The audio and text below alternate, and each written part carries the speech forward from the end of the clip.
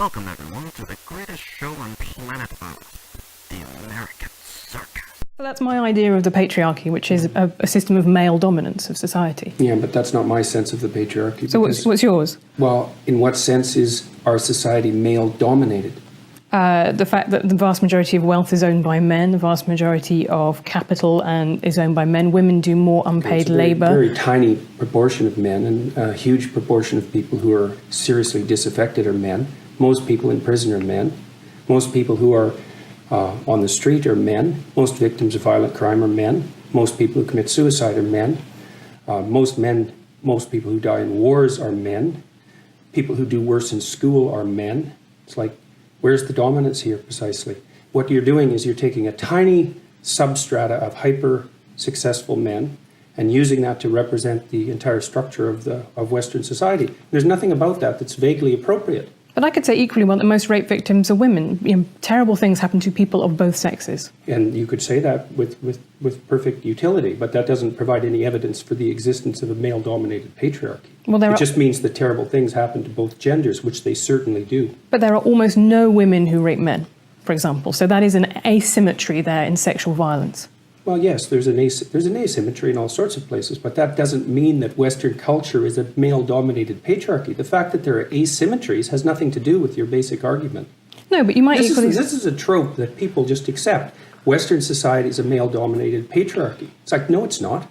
That's not true. And even if it has a patriarchal structure to some degree, the fundamental basis of that structure is not power, it's competence.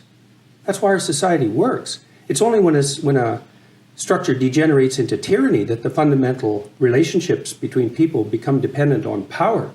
It's not power. If you hire a plumber who's likely to be male, it's not because there's roving bands of tyrannical plumbers forcing you to make that choice.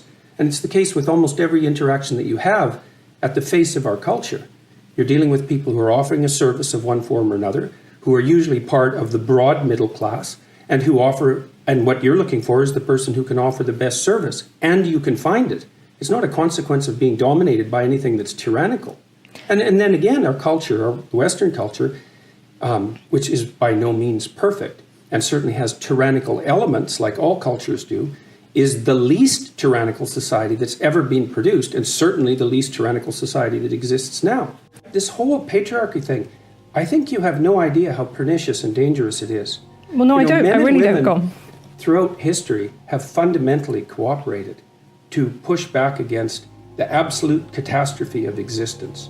A terrible death rate, the probability of chronic starvation, early death, disease, the difficulty of raising children, with all the death that was associated with that. And to look backwards in time and say, well, basically what happened was men took the upper hand and persecuted women in this tyrannical patriarchy is an absolutely dreadful misreading of history. It's a terrible thing to teach young women, and it's a horrible thing to inflict.